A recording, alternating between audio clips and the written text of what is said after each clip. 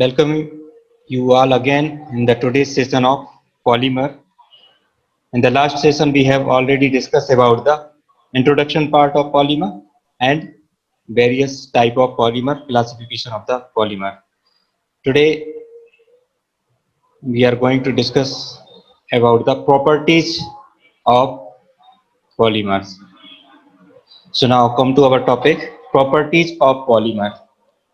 Polymer properties are broadly divided into the several classes. There are as follows. First one is the monomers and repeat units. Second one is the microstructure. Microstructure में polymer architecture, chain length, monomer arrangement in the copolymers, tacticity. Third property is the polymer morphology. Polymer morphology के अंदर हम discuss करेंगे crystallinity, chain conformation and fourth point is the mechanical properties. Mechanical properties के अंदर हम discuss करेंगे tensile strength, Young's modulus of elasticity. Fifth property is the transport properties and sixth one is the phase behavior, in which we will discuss about the melting point, glass transition temperature, mixing behavior, inclusion of plasticizer. So seven properties is the chemical properties.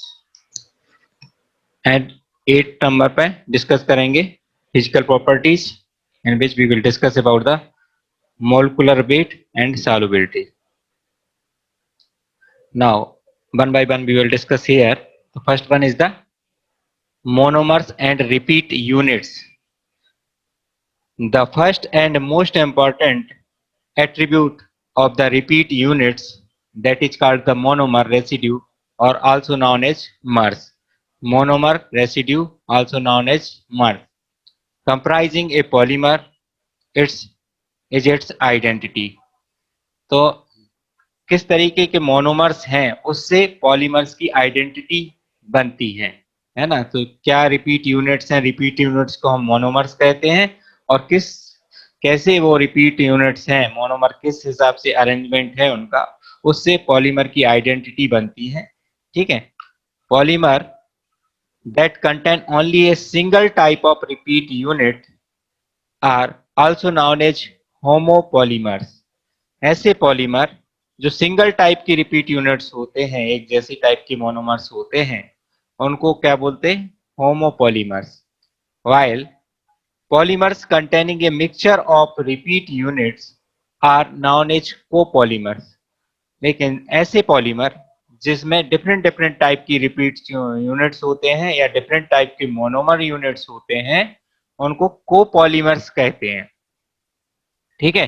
तो monomer and repeat units किस हिसाब से हैं उससे polymer की identity हमको मिलती है ना. अगर सिंगल टाइप की रिपीट यूनिट्स हैं, एक जैसी मोनोमर्स से मिलके बना हुआ है, तो उसको होमोपॉलीमर्स कहते हैं.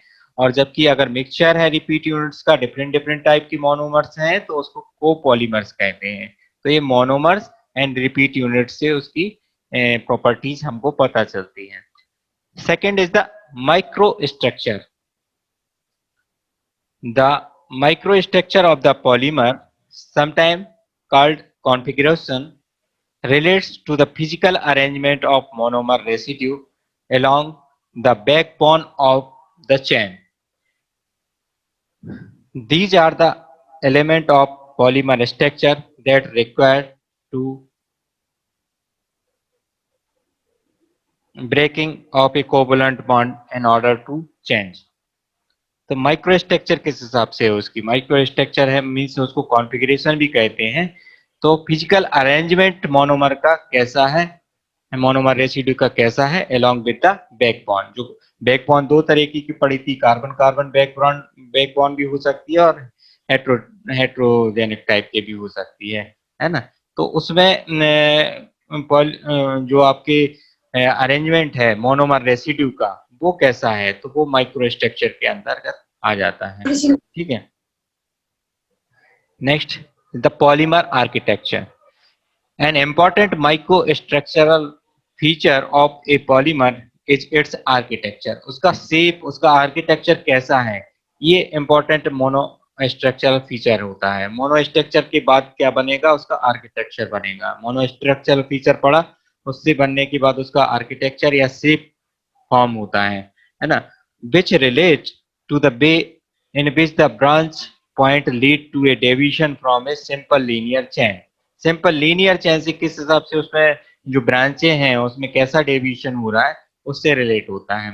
ए polymer's architecture affect many of its physical property including solution viscosity, solubility in various solvents, dissolution, glass transition temperature and size of individual polymer coil in the solution.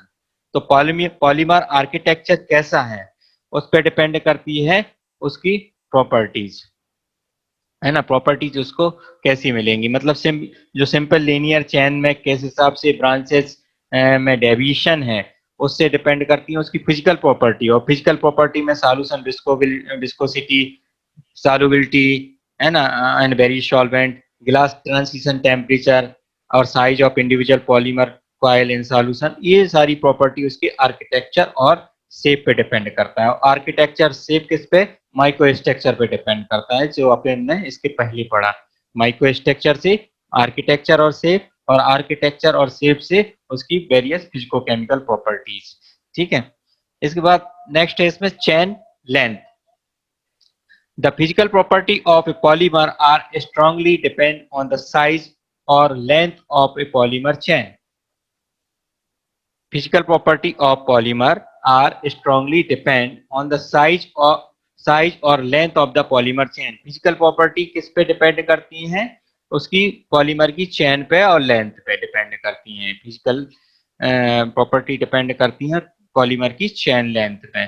For example, if chain length is increase, the melting point and the boiling temperature increase quickly.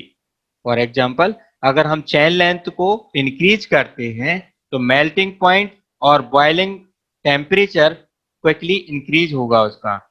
Increasing chain length further more tend to decrease the chain mobility. अगर हम chain length को और बढ़ाते हैं तो chain की mobility कम हो जाती है। इंक्रीज स्ट्रेंथ, उसकी स्ट्रेंथ बढ़ जाएगी, टफनेस बढ़ जाएगी, and increase the glass transition temperature, और ग्लास ट्रांजिशन टेम्परेचर भी उसका इंक्रीज हो जाएगा। तो फिर से देखें चेन लेंथ। तो physical property of polymer are strongly depend on the size और length of the polymer chain. Physical property polymer की डिपेंड करती हैं पॉलीमर की चेन लेंथ पर, और चेन लेंथ को अगर हम इंक्रीज करते हैं तो मेल्टिंग पॉइंट और बॉइलिंग टेम्परेचर क्विकली इंक्रीज होता है। इसके बाद अगर हम फर्दर मोर इंक्रीज करते हैं चेन लेंथ तो चेन की मोबिलिटी डिक्रीज होगी, स्ट्रेंथ इंक्रीज होगी, टफनेस इंक्रीज होगी, और increase the glass transition temperature, glass transition temperature increase होगा।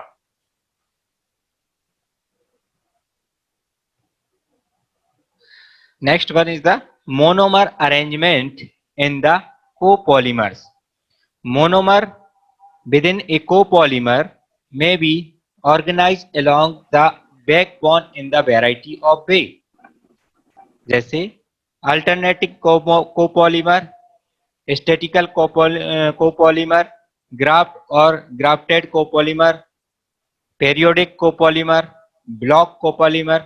तो मोनोमर का अरेंजमेंट कोपॉलीमर में कैसे है, उससे बैकबॉन्ड के हिसाब से तो कैसे उसका अरेंजमेंट है उसके अकॉर्डिंग डिफरेंट टाइप के कोपॉलीमर होते हैं, जो कि हम प्रीवियस सेशन में डायग्राम के द्वारा डिस्कस कर चुके हैं कि अल्टरनेटिव कोपॉलीमर हैं तो एक वन टाइप का, फिर सेकंड टाइप का, फिर वो फर्स्ट टाइप का, फिर सेकंड टाइप का कोपॉलीमर का अरेंजमेंट है, तो वो अल्टरनेटिव टाइप की कोपॉलीमर कहते हैं। इनका डायग्राम के द्वारा हमने प्रीवियस सेशन में ये सभी डिस्कस किया था। तो मोनोमर का अरेंजमेंट कोपॉलीमर में कैसे है ना, तो उससे डिफरेंट डिफरेंट टाइप की आपको कोपॉलीमर बनते हैं, उनकी प्रॉपर्टीज भी डिफरेंट हो जाती हैं। Tacticity. Next one is the tacticity. Tacticity describe the relative stereochemistry of chiral center in the neighboring structure unit within a macromolecules. There are three types: isotactic, all substituent on the same side. जब all substituent chiral center के same side पे हैं तब उनको isotactic बोलते हैं। Atactic, random placement of substitute. जब chiral center के random placement होंगे substitute तब उसको बोलेंगे atactic। और symbiotic tactic, alternating placement of substitute. जब अल्टरनेटिव सब्स्टिट्यूट का अल्टरनेटिव प्लेसमेंट होगा सब्स्टिट्यूट्स का कायरल सेंटर के, तब उसको बोलेंगे सिंडियोटिक टैक्टिक पॉलीमर्स। ठीक है, तो इस तरीके की प्रॉपर्टीज भी होती हैं, आइसोटैक्टिक, एटैक्टिक और सिंडियोटैक्टिक टैक्टिक। ये टैक्टिसिटी के डिफरेंट होगा। एक tacticity describe as the relative stereochemistry of chiral center in the neighboring structural unit within the macromolecules. Next one is the polymer morphology. Polymer morphology generally describe the arrangement and micro scale ordering of the polymer chain in the space. Polymer की morphology कैसी है ना? Polymer morphology generally describe the arrangement of micro scale ordering of polymer chain in the space. जो अपन ने different different type की polymer का पढ़ा था classification according to branch chain, है ना, उसमें लीनियर था, ब्रांच था, नेटवर्क टाइप के पॉलीमर थे। तो वो किस हिसाब से माइक्रो स्केल पे उसका पॉलीमर चेन का अरेंजमेंट है, उससे पॉलीमर की मॉर्फोलॉजी डिस्क्राइब होती है।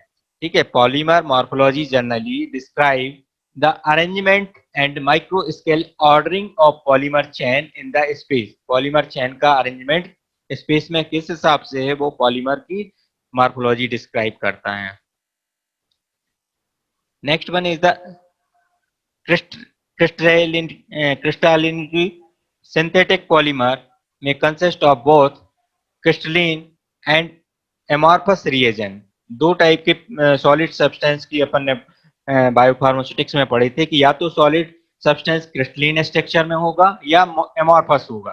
तो ऐसे ही पॉलीमर, सिंथेटिक पॉलीमर भी हो सकते हैं, या तो क्रिस्टलीन हो सकते हैं या एमॉर्फस रिएजन में हो सकते हैं। द डिग्री ऑफ क्रिस्टलिनिटी में be expressed in term of weight fraction or volume fraction of crystalline material।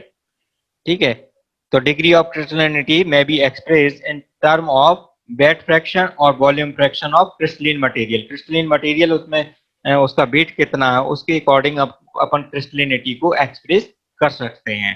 तो क्रिस्टलिनिटी में अपन बताएंगे कि जो सिंथेटिक पॉलीमर्स होते हैं या तो वो क्रिस्टलिन नेचर के होंगे या एमॉर्फस नेचर के होंगे। और डिग्री ऑफ क्रिस्टलिनिटी में be express in term of weight fraction और volume fraction of the crystalline material. Chain conformation. Chain conformation, the space occupied by a polymer molecule is generally expressed in terms of radius of gyration, which is the average distance from the center of mass of chain to the chain itself।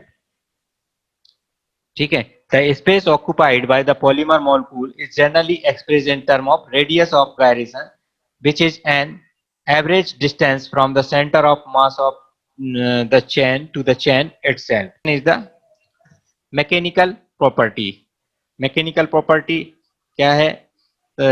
These are the properties that dictate how the polymer actually behave on a macroscopic scale।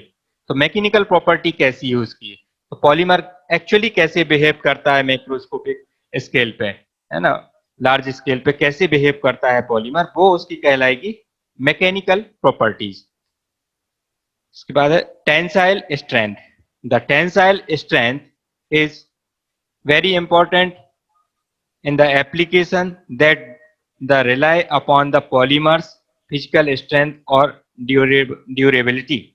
The tensile strength is very important in the application that rely upon the polymer's physical strength or durability.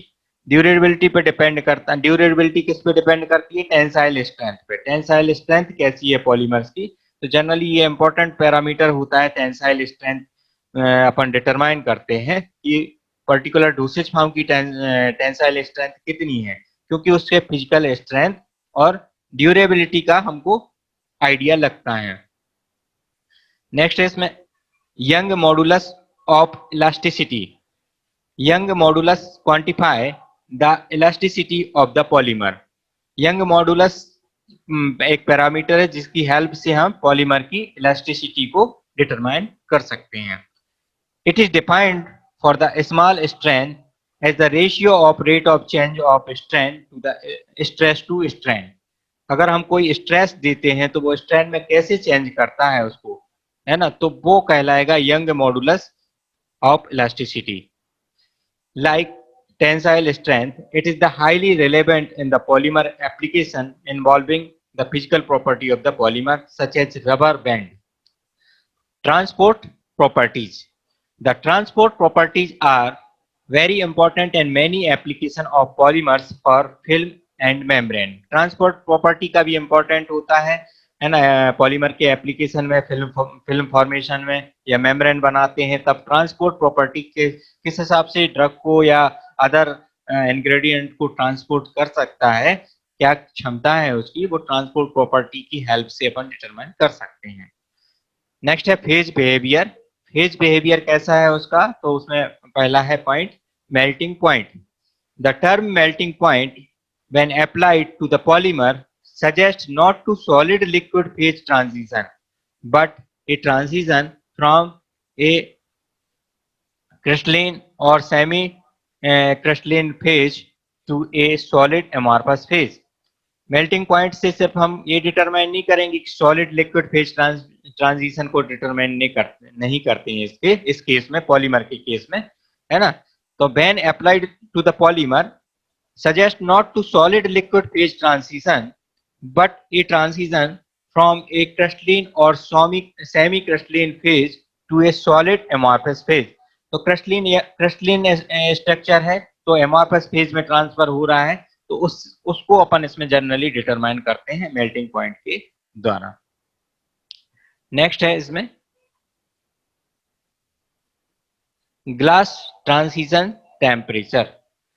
A parameter of a particular interest in the synthetic polymer manufacturing is the glass transition temperature. ये कई बार अपन को parameter अपन को देखने को मिलता है, glass transition temperature, है ना। तो ये क्या होता है? At which the amorphous polymer undergo a transition from a rubbery viscous liquid to a brittle glassy amorphous solid on cooling।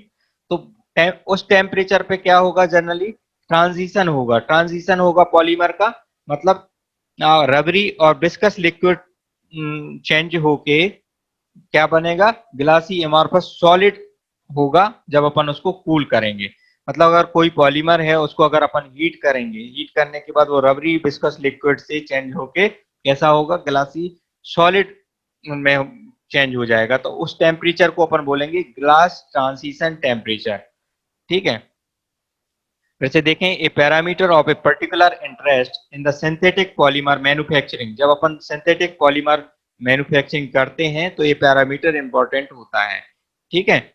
तो at which the amorphous polymer undergo a transition from a rubbery viscous liquid to a brittle glassy amorphous solid on cooling, है ना। तो आपका solid में convert हो जाता है। जो रबरी विस्कस लिक्विड था, जब अपन उसको हीट करेंगे तो हीट करने के बाद जब अपन उसको कूल करेंगे तो वो है अपना सॉलिड स्ट्रक्चर में, सॉलिड एमॉर्फस फॉर्म में कन्वर्ट हो जाएगा। तो ये कहलाता है glass transition temperature.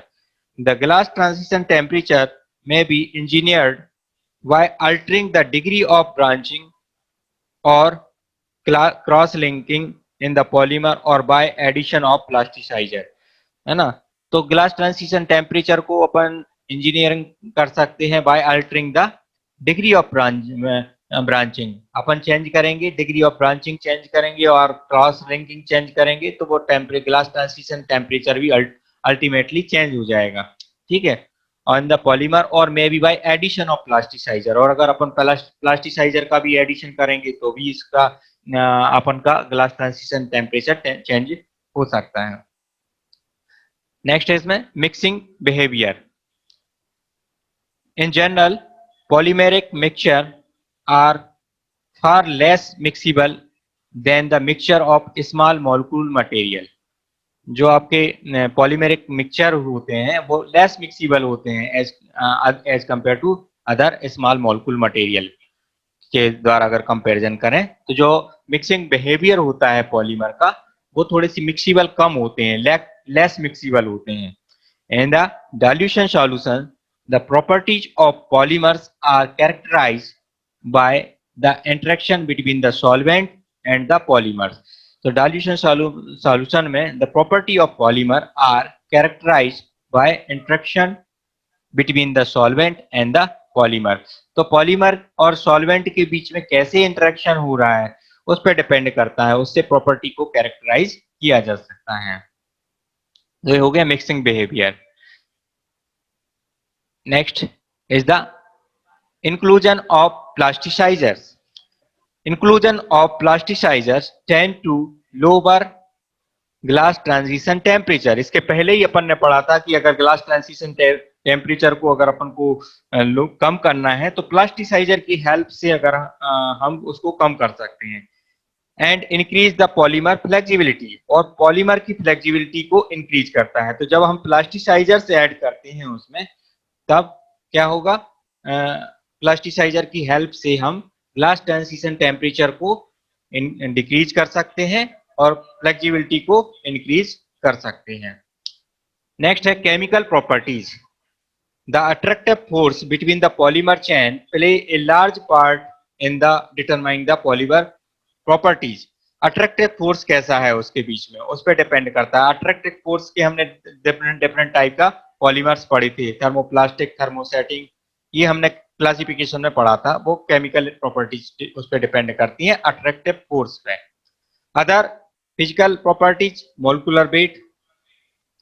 There is a definite relationship between the polymer molecular weight and the polymer properties. Molecular weight उसका कैसा है उस पर डिपेंड करती है कई सारी प्रॉपर्टीज, है ना। तो मोलिकुलर वेट पे पॉलीमर की कई सारी प्रॉपर्टी डिपेंड करती हैं। At a very low molecular weight polymer has no useful mechanical properties. बहुत कम मोलिकुलर वेट होगा तो उसकी मैकेनिकल प्रॉपर्टी यूजफुल नहीं रहेगी, कम मैकेनिकल स्ट्रेंथ होगी। But as a molecular weight rises the magnitude of mechanical property of interest also increase. और जैसे ही अगर अपन मोलिकुलर वेट बढ़ाते हैं तब क्या होगा, उसकी प्रॉपर्टी भी बढ़ती है, मैकेनिकल प्रॉपर्टी भी बढ़ती है। तो मोलिकुलर वेट कई सारी फिजिको-केमिकल प्रॉपर्टी उससे अफेक्ट करती है। मोलिकुलर वेट बढ़ाने से तो मैकेनिकल स्ट्रेंथ भी बढ़ती है। इसके बाद है last one is the solubility.